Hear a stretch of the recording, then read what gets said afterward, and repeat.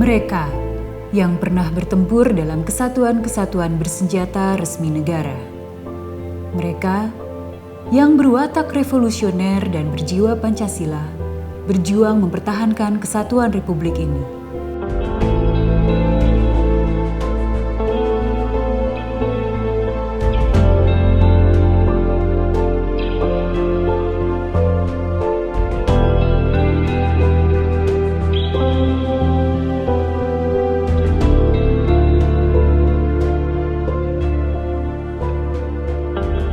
Berbanggalah Republik ini memiliki orang-orang yang besar cintanya pada Republik ini, sehingga berjuang, bertempur, dan berkorban dengan tulus tanpa pamrih.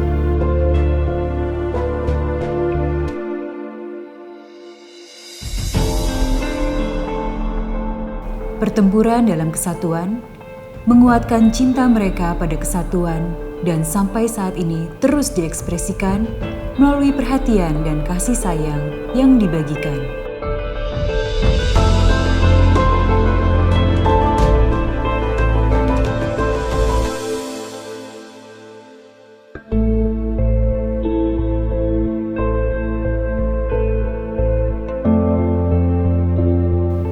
Walaupun kini sebagian dari mereka hidup prihatin di alam kemerdekaan Republik Indonesia, di saat apa yang mereka perjuangkan telah didapatkan Republik ini.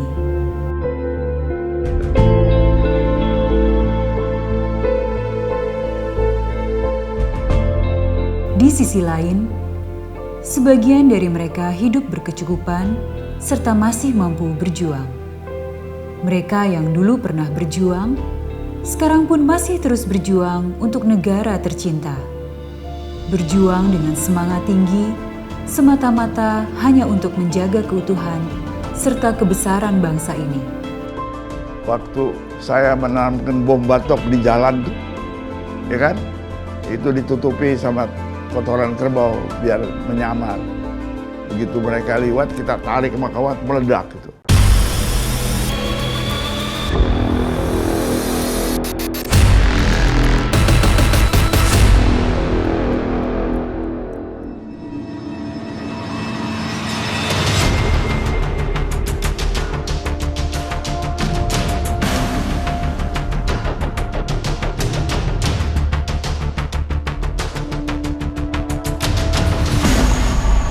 Jadi saya diundang sama Kasat kemarin itu kebanggaan. Udah umur 89 baru diundang lagi gitu. Saya datang ke gedung itu tahun 50. Wah, sudah lama banget. Jadi udah berapa tahun tuh? Karena saya ikut menyaksikan timbang terima dari tentara Belanda itu. Tahun 50 pangkat saya sersan.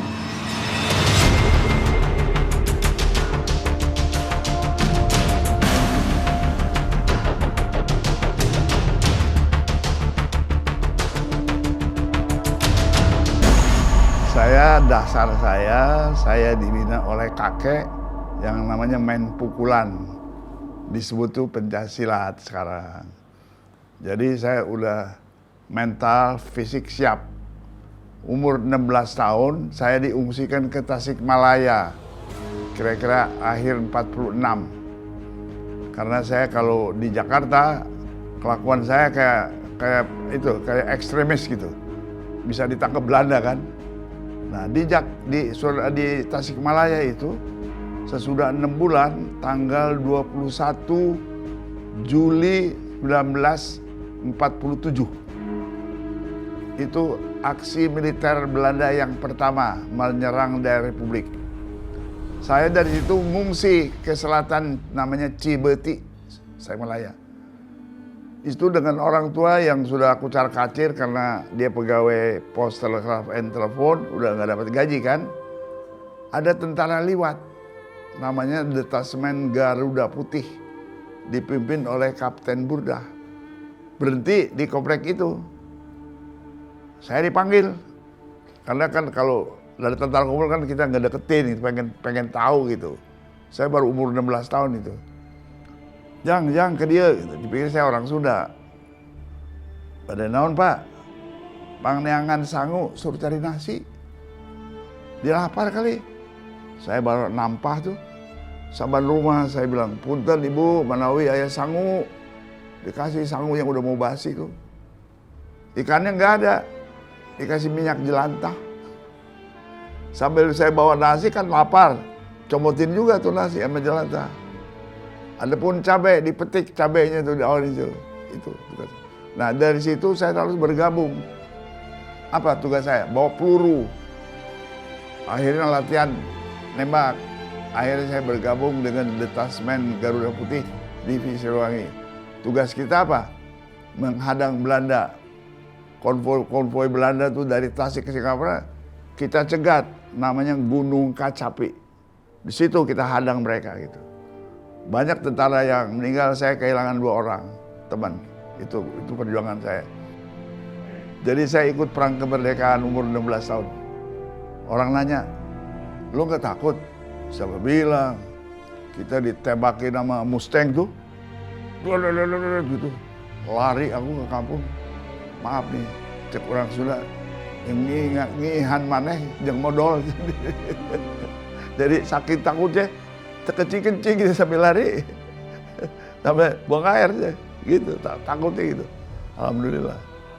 Waktu saya menanamkan bom batok di jalan tuh, ya kan? Itu ditutupi sama kotoran kerbau biar menyamar. Begitu mereka lewat, kita tarik sama kawat, meledak gitu. Itu yang masang, ahlinya, Letnan Ruhyat. Jam 5 sore dia jalan ke situ, dia lupa. Kesadung kawat, meledak dia 3 meter, terbang.